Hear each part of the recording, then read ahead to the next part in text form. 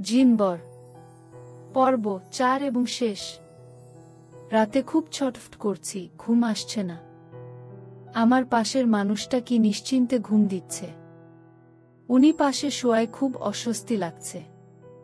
কিছুক্ষণ এই পাশ ওই পাশ করে ঘুমানোর চেষ্টা করলাম, কিন্তু ঘুম আসছে না। কেন জানি মনে হচ্ছে জিন সাহেব আমার আশেপাশেই কোথাও আছে। বিছানা থেকে নেমে অন্ধকারে হাতরে রুমের জানালা খুলে দিতেই এক ফালি জ্যোৎস্না এসে আমার গায়ে পড়ল। এমনি এক জ্যোৎস্নায় সে আমার পাশে ছিল। খুব মনে পড়ছে তার কথা। জানালায় মাথা ঠেকিয়ে অতীতের স্মৃতিচারণ করছি। হঠাৎ দমকা হাওয়ায় একটা কণ্ঠ ভেসে এল, আমাকে কি খুব মনে পড়ে? চমকে উঠে রুমের এই দিক ওই দিক তাকাতে থাকি। ভুল শুনিনি, সত্যি আমার জিন সাহেব ফিরে এসেছেন। জানালার অপর পাশে অন্ধকারে একটা আবছা প্রতিমূর্তি দেখে বুঝলাম এতদিনের ব্যর্থ আশা বাস্তবতায় পরিণতি পেয়েছে। আমি মুখ গোমরা করে বললাম, আপনি কি জানেন না? জানি তো। কেমন আছো? আপনাকে ছাড়া যেমন থাকা যায়। আপনি তো খুব ভালো আছেন। একটু হেসে বলল, অবশ্যই। আমি কি খারাপ থাকতে পারি এত মিষ্টি বউ থাকতে? কথাটা নিমিষে গিয়ে কলিজায় লাগল। আপনার বউ মানে? আপনি বিয়ে করে নিয়েছেন? তা তো আপনিও করেছেন। বাধ্য হয়ে করেছি। মনে শুধুই আপনার রাজত্ব এখনো। কিন্তু আপনি এটা কি করে করতে পারলেন? কেন? আমার যাকে পছন্দ তাকে কি বিয়ে করতে পারি না? টের পেলাম আমার চোখের অশ্রু গড়িয়ে পড়ছে। সেটা উনার চোখে পড়ার আগে মুছে নিয়ে বললাম, তা আপনি অবশ্যই পারেন। ভালো থাকবেন বলে জানালার কাছ থেকে সরে আসতে চাইলাম।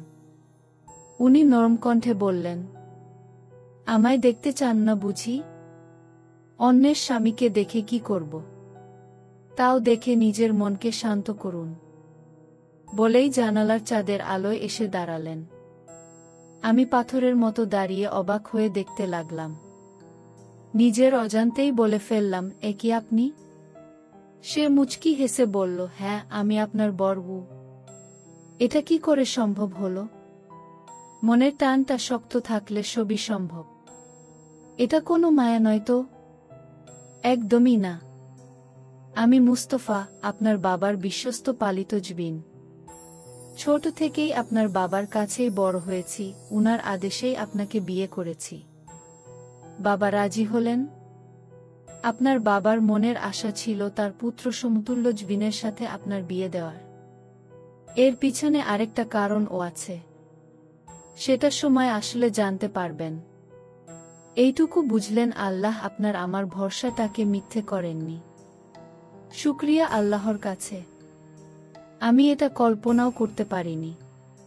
কিন্তু আপনি এটা কেন আমাকে আগে জানাননি? আপনার ধৈর্য দেখতে চেয়েছি। যাকে বিয়ে করেছি তাকে একটু যাচাই করব না?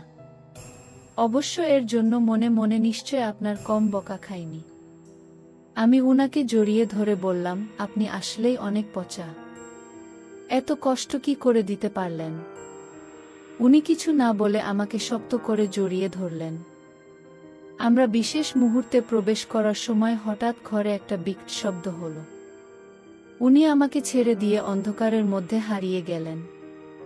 উনাকে ডাকলাম কয়েকবার, কিন্তু সাড়া পড়লাম না। কিছুক্ষণ পর ধস্তাধস্তির আওয়াজ শুনলাম। মনে হলো কেউ যুদ্ধ করে ঘরটাকে তছনছ করে দিচ্ছে। আমার জিনবরের গোঙানি শুনে আমি আর বসে থাকতে পারলাম না। হাতরে রুমের লাইটটা অন করলাম। লাইট অন করতেই দেখি ঘরটা এলোমেলো হয়ে আছে, মুস্তফা মেঝেতে অজ্ঞান হয়ে পড়ে আছে। তার নাকমুখ থেকে রক্ত বের হচ্ছে। তার এই অবস্থা দেখে আমার প্রচণ্ড কান্না চলে এল। সেবায়ত্ন করে উনার জ্ঞান ফেরালাম। বিকেলের দিকে উনি অনেকটা সুস্থ হলেন। তখনই হুট করে বললেন, চল বাবার বাসা থেকে ঘুরে আসি। কিন্তু আপনি তো অসুস্থ। আমি এখন অনেকটা সুস্থ বোধ করছি। চল, তুমি তৈরি হয়ে নাও।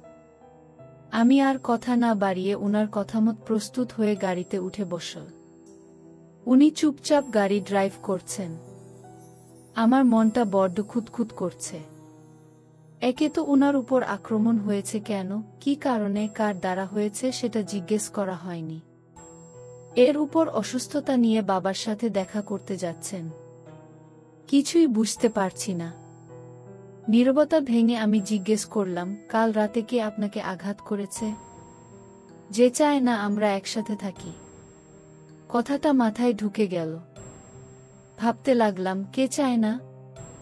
তবে উনার জগতের কেউ চাচ্ছে না উনি মানুষের সাথে সংসার করুক, তাই উনাকে আমার থেকে কেড়ে নিতে চাইছে। বাবার বাসায় ঢুকতেই বাবাকে সামনে পেলাম। সালাম কুশলাদি সেরে মুমিনের ঘরের দিকে গেলাম। অনেকদিন দেখি না ভাইটাকে। মুমিনের সাথে দেখা করে রান্নাঘরে ঢুকে চা বানালাম। চা নিয়ে বাবার ঘরের সামনে আসতেই শুনলাম উনি বাবাকে বলছেন, বাবা আপনি আমাকে উপায় বলুন। আমি চাই না মুশায়রাকে ওরা আঘাত করুক, আমাদের সংসারটা নষ্ট করে দিক। শান্ত হও মুস্তফা। এমন বিপদের আশঙ্কা আমিও করেছিলাম, কিন্তু ভেবো না খুব তাড়াতাড়ি আমি কিছু একটা চেষ্টা করব। তোমরা এখানে কিছুদিন থাকো। আমার এই বাসাটা বন্ধ দেওয়া আছে, কোনো খারাপ শক্তি প্রবেশ করতে পারবে না। এটা শুনে আমার হাত পা কাঁপতে শুরু করল। তার মানে আমি যা ভাবছি তাই হচ্ছে। মুস্তফা আমাকে দাঁড়িয়ে থাকতে দেখে বলল, ভেতরে আসুন। আমি হাসি মুখে কোনোরকম চাটা রেখে রুমে চলে এলাম। মাথার ভেতর হাজারটা প্রশ্ন ঘুরপাক খাচ্ছে। মুস্তফার থেকে সব না জানা অবধি শান্তি পাচ্ছি না। রাতে ওর বুকে মাথা রেখে জিজ্ঞেস করলাম, আমাকে দয়া করে বলুন কে আমাদের ক্ষতি চাইছে? এমন একজন আছে। এসব ভেবো না, আল্লাহর উপর ভরসা রাখো। তিনি ঠিকই আমাদের রক্ষা করবেন। এই বলে তিনি আমাকে পরমযত্নে বুকের মাঝে টেনে নিলেন। কিছুদিন বাবার বাসায় থাকার পর বাসায় ফেরার জন্য রওনা হলাম। যাওয়ার সময় বাবা আমাদের দুজনকে দুটো আল্লাহর কালামের তাবিজ দিলেন এবং বললেন, এটা কাজ ছাড়া করো না তোমরা, আর মন দিয়ে আল্লাহ ডাকো, তার কাছে সাহায্য প্রার্থনা করো। বাবার বাসা থেকে আসার পর আমাদের আর কোনো সমস্যা হয়নি। খুব সুন্দর সংসার সাজিয়েছিলাম দুজন মিলে। ভালোবাসায় পরিপূর্ণ ছিল। সকালটা শুরু হতো কপালে উনার ঠোঁটের স্পর্শে, ঘুম ভেঙে সারাটা দিন খুনসুটিতে কাটত। পালা করে এক দিন একজন অপরজনকে খাইয়ে দিতাম। সন্ধ্যায় ছাদে বসে চাঁদ দেখতে দেখতে উনার কাঁধে মাথা রেখে নানারকম গল্প জুড়ে দিতাম। রাতে উনার বুকে মাথা রেখে না ঘুমালে ঘুমই আসত না। মাঝে মাঝে নিজেকে নিজের হিংসে হতো, এত ভালো কেয়ারিং স্বামীর ভালোবাসা পেয়ে। এত সুখের সংসার আরও খুশি বয়ে এনে দিল আমার একটি সুসংবাদ। আমি মা হতে চলেছি। উনাকে জানানো মাত্রই উনি প্রথমে আল্লাহর শুকরিয়া আদায় করলেন। পরে আমাকে কোলে তুলে বললেন, মুশায়রা তুমি আমাকে কতটা খুশি করেছ তোমাকে বলে বুঝাতে পারব না। আপনার খুশি দেখে আমারও অনেক খুশি লাগছে। এখন আমাকে কোল থেকে নামান। আমার ভয় লাগছে, পড়ে যাব তো। পড়বে না ভিতুনি। আমার তো ইচ্ছে করছে তোমাকে বুকের কোঠরে লুকিয়ে রাখি। লুকোবেন কেন? প্রশ্নটা শুনে উনার মুখে দুশ্চিন্তার ছাপ দেখতে পেলাম। উনার এমন মুখ দেখলে আমার খুব কষ্ট হয়। তাই উনাকে খুশি করার জন্য বললাম, আমাদের ছেলে হবে নাকি মেয়ে? উনি পুলকিত হয়ে বললেন, আল্লাহ যেটা দেন সেটাই আমার জন্য শুকরিয়া। তবে আমার শখ একটা মিষ্টি রাজকন্যার। আল্লাহ আপনার মনের ইচ্ছে কবুল করুক। দেখতে দেখতে 8টা মাস কেটে গেল। এখন উঠতে বসতে অনেক কষ্ট হয়। উনি সবসময় আমার পাশে থাকেন। সব কাজ করে দেন। আগের থেকে অনেক বেশি যত্ন করেন। চুল বেঁধে দেন, শাড়ির কুচি ঠিক করে দেন, করিয়ে দেন। সবসময় আমাকে সময় দেন, কখনোই একা ছাড়তে চান না। এসব নিয়ে খুব ভালো দিন কাটছিল আমার। কিন্তু ইদানিং আমার খুব অস্বস্তি হয়। মনে হচ্ছে কেউ আমার উপর সারাক্ষণ নজর রাখছে। আশেপাশে খারাপ কিছু উপস্থিতি টের পাই। উনাকে এসব ব্যাপারে কিছু বলিনি যদি অযথা চিন্তা করেন। আজ সকালে উনি কি একটা কাজে বাহিরে বেরিয়েছেন। আমি নিচে নামতে যাচ্ছি কাজের মেয়ে 3টাকে ডাকতে। অনেকক্ষণ ধরে রুম থেকে সবাইকে ডাকছি কিন্তু কারো সাড়া পাচ্ছি না। তাই ওদের খুঁজতে সিঁড়ি বেয়ে নিচে নামছি। 2 কি 3টা সিঁড়ি সাবধানে বেয়ে নেমেছি, চিৎকার করে সিঁড়ি থেকে নিচে পড়ে গেলাম। তারপর কি হয়েছে জানি না। জ্ঞান ফিরতে দেখি আমি বিছানায় শুয়ে আছি। পাশে উনি আমার হাত ধরে বসে আছেন। উনার দিকে তাকিয়ে দেখি চোখ দুটো ফুলে আছে, নিশ্চয়ই অনেকক্ষণ ধরে কেঁদেছেন। আমি উঠে বসে উনার গালে হাত রেখে বললাম, কেঁদেছেন কেন? তুমি সিঁড়ি থেকে পড়লে কি করে? তোমাকে না বারণ করে গিয়েছিলাম একা একা নিচে নামবে না।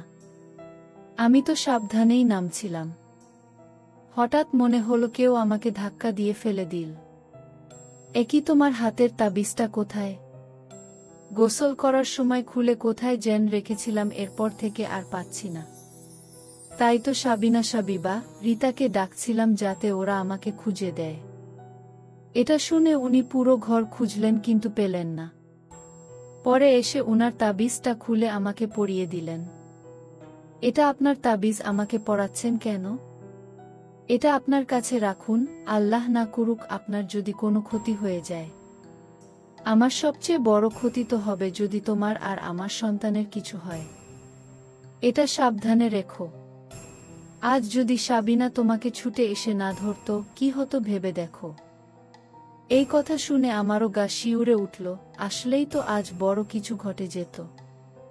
বিকেলের দিকে বাবা আর ভাই আমাকে দেখতে এলেন। বাবাকে অনেক খুশি দেখেছিলাম আমার সুসংবাদে, কিন্তু আজকের ঘটনা শোনার পর উনার মুখ কালো হয়ে গেল। মা, তোমাকে আরো বেশি সাবধান হতে হবে। কেউ চায় না তোমাদের সন্তান এই পৃথিবীতে আসুক। তার জন্য সে যা খুশি করতে পারে। কে সে বাবা? কে চায় না? তোমার মা। কি বলছো কি বাবা? তোমার একজন কালো আদুকরি শয়তানের পূজাকারিনী। আমি যখন জেনে আসবে বাধা দিয়েছিলাম, তোমার মা প্রচণ্ড ক্ষেপে আমাদেরকে ছেড়ে চলে গিয়েছেন। কিন্তু মা কেন আমার এত বড় ক্ষতি চায়? বাবা কিছু বলার আগে দেখি বাবা আর ভাই শূন্যে ভেসে উঠছে। এটা দেখে আমি চিৎকার করতে থাকি। একটা অদৃশ্য নারীকণ্ঠ আমাকে বলছে, বাবা আর ভাইকে বাঁচাতে চাইলে তাবিজ ছুঁড়ে ফেলে দাও। বাবা আমাকে বারণ করে বলছেন, না মা, আমাদের যাই হোক তুমি তাবিজ খুলবে না। আমার কসম লাগে মা। বাবার এই কথা শোনার পর কে যেন বাবা আর ভাইকে আমার চোখের সামনে দুটুকরো করে ছিঁড়ে ফেল। এই দৃশ্য সহ্য করতে না পেরে আমি জ্ঞান হারাই। জ্ঞান ফেরার পর দেখি মুস্তফা নীরবে কাঁদছে। আমি ওকে জড়িয়ে ধরে বলি, ওই শয়তানি আমার বাবা আর ভাইকে মেরে ফেলেছে। শান্ত হও মুশায়েরা। আমার কাছে কোনো শক্তি নেই এসব মোকাবেলা করার। সব শক্তি আমি হারিয়ে ফেলেছি। তাই কোনো অবস্থাতেই তুমি এই তাবিজ খুলবে না। ও আপনার কোনো ক্ষতি করবে না তো? ভেবো না, আমার কিচ্ছু হবে না। এসো ঘুমাও। মাঝরাতে উঠে দেখি মুস্তফা আমার পাশে নেই। দেয়ালে রক্ত দিয়ে লেখা, নিজের স্বামীকে বাঁচাতে চাইলে কালো পাহাড়ে চলে এসো। পরের দিন রাতে আমি সেই পাহাড়ের গুহার সামনে আসি। দেখি একজন ভয়ঙ্কর মহিলা আগুনের সামনে বসে বিড়বিড় করছেন। মুস্তফা একটা ছোট বোতলে বন্দি। আমার ভাবতেও ঘৃণা হচ্ছে এই বাজে মহিলাটি আমার মা। আমাকে দেখে বলল, তাবিজ খুলে ফেল। খুলব না। কি করবেন আপনি? আমার কথা শুনে মহিলা উচ্চস্বরে হেসে উঠল। হাতে একটা পুতুল নিয়ে পুতুলটির বুকের বাম দিকে সুচ প্রবেশ করাল। সাথে সাথে মুস্তফা আর্তনাদ করে নিচে লুটিয়ে পড়ল। আমি চিৎকার করে উঠলাম, দেখবি কি করে তোর চোখের সামনে তোর স্বামীকে টুকরো টুকরো করি। না, ওকে কিছু করবেন না। আমি তাবিজ খুলে ফেলছি। আমি হাত থেকে তাবিজ খুলে ছুঁড়ে ফেলে দিলাম। মহিলাটি আমার দিকে এগিয়ে এসে বলল, তোর স্বামী তো মরে গেছে, এখন তোর পালা। মহিলাটি আমার বুকে ধারালো ছুরি বসিয়ে দিয়ে ধাক্কা দিয়ে পাহাড় থেকে ফেলে দিল। যত নিচে পড়ে যাচ্ছি আমার নিঃশ্বাস বন্ধ হয়ে আসছে। কাপা কাপা কণ্ঠে শেষ আর্তনাদ করলাম, আল্লাহ আপনি এর উত্তম প্রতিদান দিন গু। এর পরের অংশ নতুন গল্প কুজবিন কন্যাকে গল্পে দেওয়া হবে।